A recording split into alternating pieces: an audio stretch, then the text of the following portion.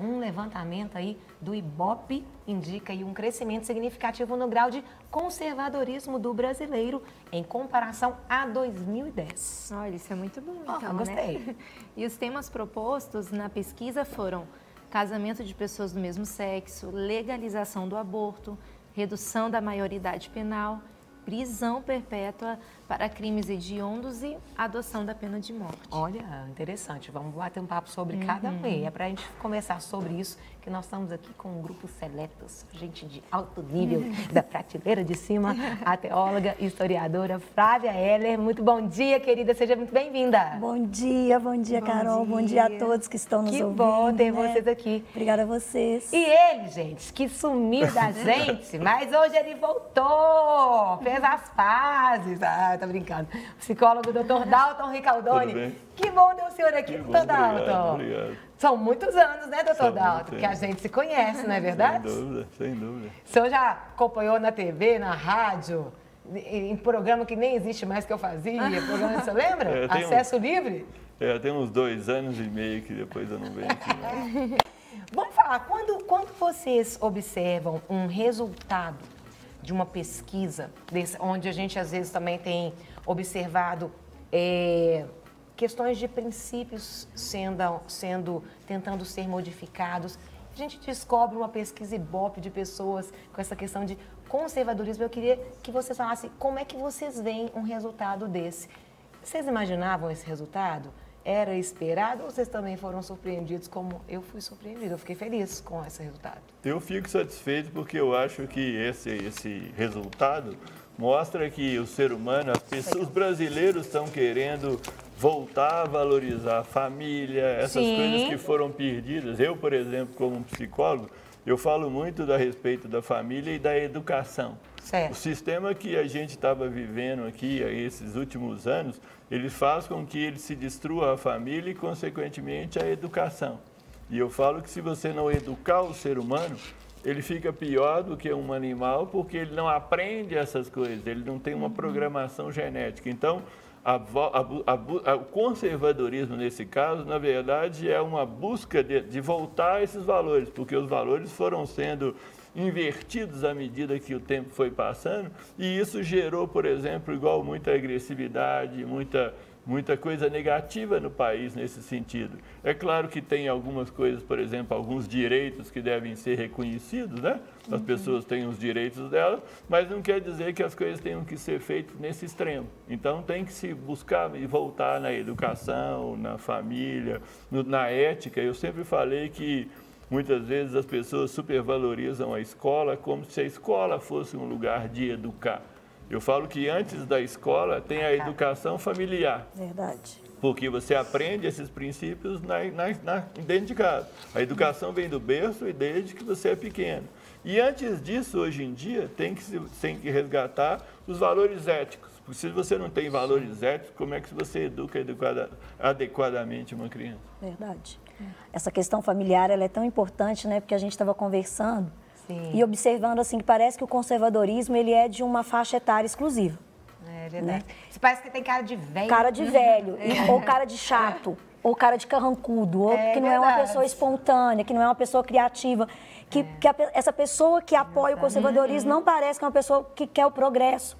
Né? E pelo contrário, nós que preservamos os valores, nós preservamos também essa consciência de querer coisas novas, o progresso é importante, claro que a gente preza por isso. Mas o princípio, o valor, ele tem que estar ali preservado dentro de um ensino.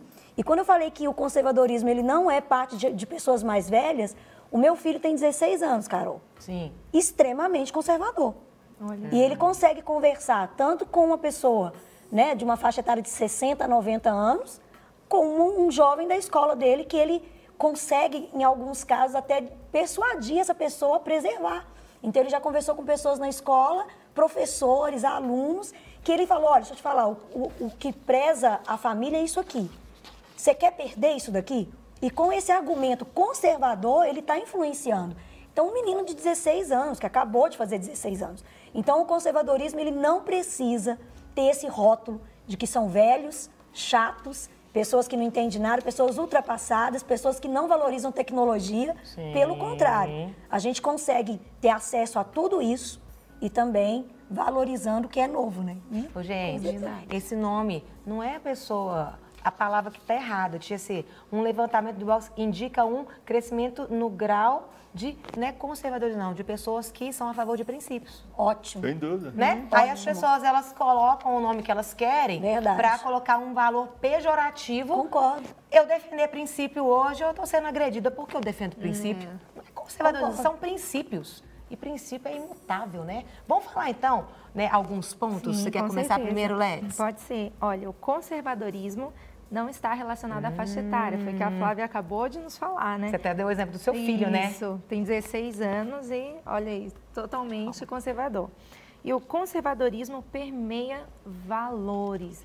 Quais seriam os valores do conservadorismo? E o que fez, assim, a população perder um pouco disso? Eu estava lendo uma matéria da Folha do Piauí, Sim. porque é interessante a gente subir também, ver como é que está a mentalidade lá verdade. em cima, né? E cresceu, por incrível que pareça, cresceu o conservadorismo dentro das faculdades no Nordeste. Olha que legal. Olha. Apesar de ser o percentual pouco, menos de 1%, mas isso em números é muito relevante, né? Então as pessoas, elas estão gritando sim pela família, porque o mesmo que fala que família não é importante, quando ele está dentro de casa, ele sente falta de família. Quando a pessoa que, por mais que defenda que a vida não tem o seu valor e que o corpo é meu, eu faço o que eu quiser e apoie um aborto, em algum momento da vida ela vai querer ter um filho. E esses traumas, o Dr. Dalton pode nos endossar com isso, eles permanecem no corpo de uma mulher, independente de qualquer tempo. Sim. Né? Então, são valores que as pessoas nasceram para ter, que em algum momento ela briga para não ter, mas no final da vida ela quer ter de novo, porque ela nasceu para aquilo. Ela não consegue viver longe disso. Como um peixe não consegue viver fora de água, o ser humano não consegue viver sem esses valores. Porque são esses valores que dão para ele o sentido, o propósito de tudo, né? Então, quando eu brigo por falta de valores, olha um grito que está na sociedade, a maioridade penal. A gente defender que as pessoas têm que ter consciência daquilo que elas fazem de errado. Então, esses valores são valores que protegem o indivíduo. E o indivíduo está sem proteção. Essa questão do ser humano estar inseguro é porque a proteção não existe. Não tem família, como é que tem proteção? Não tem uma segurança pública, como é que tem proteção? Então, como fugiu da proteção, o ser humano está com medo. E se você não tem princípios, se você não tem valores, se o ser humano... Porque muitas coisas é o seguinte, se você não tem princípios, não tem valores, não educa o ser humano adequadamente, o ser humano fica imaturo. O ser humano, a criança, ela é egocêntrica. Ela vive em função dela própria. Sim. A educação é um processo de socialização do ser humano. Por isso que eu falo que o que aconteceu hoje, com esses anos em que a educação não é devidamente valorizada, você pode dar uma liberdade excessiva a uma criança, ela vai crescer fisicamente, vai se tornar um adulto, mas eu falo que você tem adolescentes de 30, 40, 50, 70, 80 anos de idade. Por quê? A pessoa cresce fisicamente porque ela é bem alimentada, mas ela não amadurece. O amadurecimento do ser humano não é uma coisa automática, como no caso dos animais, que tem uma programação genética muito grande. À medida que eles vão mudando de fase, aquilo passa no automático. O ser humano não. Na minha percepção, como psicólogo há 30 anos, a programação genética no psicológico é no máximo 30%. 70% é aprendido depois que você nasce. E por isso você tem que ser ensinado. Se você não amadurece as pessoas, obviamente elas vão ficar imaturas, e uma pessoa imatura quer fazer só o que ela quer. Então, o que acontece? O que aconteceu no Brasil nesses tempos? Como as pessoas não são amadurecidas, elas querem fazer só o que elas querem. E aí o que acontece? As pessoas não querem dificuldade. Uma criança, por exemplo, não quer limite. Ela não quer, mas ela precisa. Se ela não for inserida na sociedade adequadamente, vai acontecer esses crimes. O cara mata uma mulher, uma pessoa mata uma outra, só porque você não me agradou, eu te mato. Quer dizer, isso é uma barbárie. O ser humano está evoluindo psicologicamente. Eu falo que nós vivemos uma época de evolução tecnológica, mas de involução psicológica. Essa é a sensação que eu tenho. Porque as pessoas começam a coisificar os outros. Isso. E outra Hoje coisa... as pessoas estão perdendo o significado. Então, foi feita uma pesquisa onde as pessoas têm muito mais compaixão de um animal atropelado do que um adulto atropelado. porque você acaba não tendo vínculo afetivo com as pessoas. Você acaba, o outro vira um inimigo em potencial seu. Por isso que eu trabalho isso, curiosamente, eu tenho o primeiro blog, foi de 2010. Eu sempre falei da questão que as pessoas hoje hipervalorizam a exterioridade em detrimento da interioridade. Sim. Os valores, os princípios éticos são interiores. O que você faz com a vida depende dos princípios que você tem. Então, como a ideia foi a exteriorização das coisas e da diminuição desses valores, o Brasil foi diminuindo a qualidade. E essa atitude de resgatar isso é uma coisa fundamental para que a gente possa viver bem. Daqui a pouco, a Deus, né, por isso. As pessoas não respeitam os valores dos outros, os princípios dos outros, as propriedades do outro, o outro enquanto pessoa. Quer dizer, você pode matar uma pessoa porque você está com raiva dela, como se ela fosse nem um bicho. Você vê até em jogos, né? De futebol, jogos, às vezes como as pessoas, elas não é aquela coisa saudável, né? São agressões. Intolerância demais. Intolerância, isso aí. Tem 2 pontos do conservadorismo, um que vocês acabaram de falar, que o conservadorismo não nega o progresso, mas preserva os valores. Também progresso depende de qual parte, né? Porque progresso tecnológico não nega não, mas está tendo uma diminuição aí com relação a... as pessoas estão com cada dia mais inteligência emocional muito menor. E isso eu não vejo que é progresso. Não. É uma piora. É uma regressão. Evolução, né? Eu achei ótima a expressão. Isso aí. Tem um outro ponto também que as redes sociais nos últimos 10 anos têm nos mostrado que o conservadorismo está mais presente no coração humano do que imaginávamos. Eu vou ser sincero, isso aqui me surpreendeu, porque não é o que eu tenho visto, não. Parece que as coisas que mais viralizam são as porcarias também. Mas olha é mais fácil. Mas o ponto que a gente vindo é que você não está sozinho como conservador. Sim. Nós não estamos sozinhos, porque quando você está num ambiente, isso, né? Quando você está na sua casa e assiste a televisão, um meio jornalístico, você fala assim, nossa, eu sou a última Coca-Cola do deserto, porque só eu que defendo família. Aí você vai para um meio acadêmico, onde professores estão ali formando uma mentalidade liberal, neoliberal, você também se sente um extraterrestre.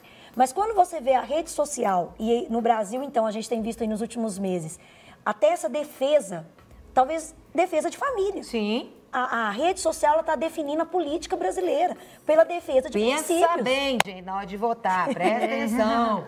Não, eu acho que o básico de tudo da sociedade é a família.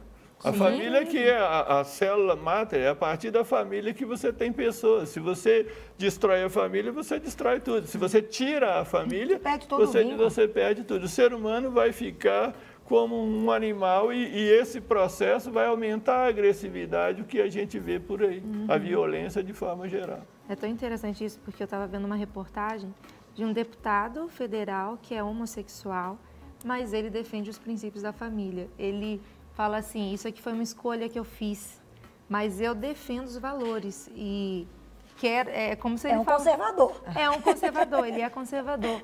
É como se ele enxergasse que, pela fala dele, como ele não queria estar naquela vida, seguindo aquilo. Ele não é feliz do jeito que ele é. Por isso ele defende a família, defende os princípios, é isso que ele quer passar. A rede social, ela surpreendeu até o Ibope, né? Porque o Ibope trouxe uma estatística e as urnas trouxeram outra estatística em alguns pontos do nosso país. Então, a rede social, ela mostrou, sim, que tem pessoas que defendem os princípios, os valores, e que não estão expressando nem no meio acadêmico e nem no meio jornalístico. E quando a gente vê, por exemplo, a nação americana se posicionando a favor do conservadorismo com quem ela elegeu, a posição da Inglaterra dentro do bloco europeu se posicionando dentro de princípios, a Alemanha, né, com a Angela ali trazendo princípios que ela defende. Então, assim, há um movimento, eu creio assim, eu sou uma pessoa muito esperançosa de tudo. Que ótimo. E eu vejo que tem muito mais pessoas defendendo o conservadorismo, sim, do que essa viralização, do que porque a sensação que a gente tem é essa. Mas quando a gente viu a propagação desses valores agora, eu vejo que não é verdade, que o bem ainda está prevalecendo, sabe? Eu sou assim.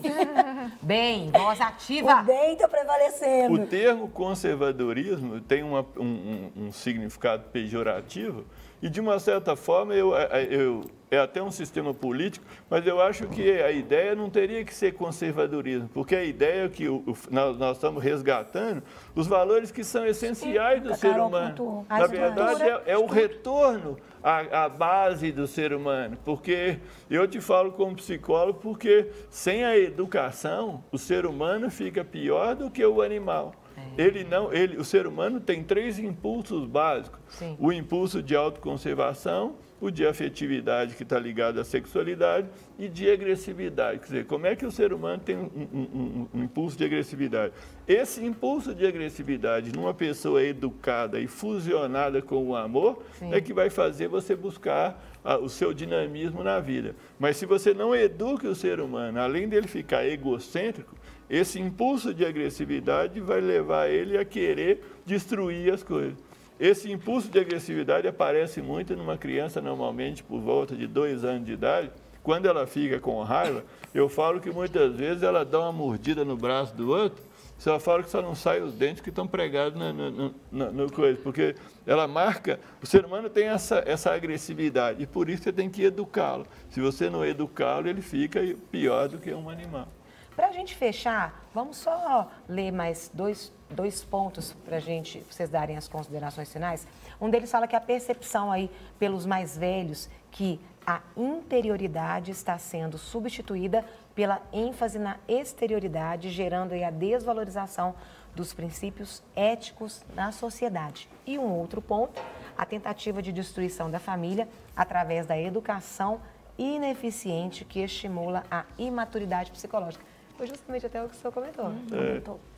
O ser humano, se você não ajudá-lo, ele não vai crescer, ele vai ficar cada vez pior. E se a gente valorizar o exterior em detrimento de um interior, você vai ter pessoas com um exterior muito...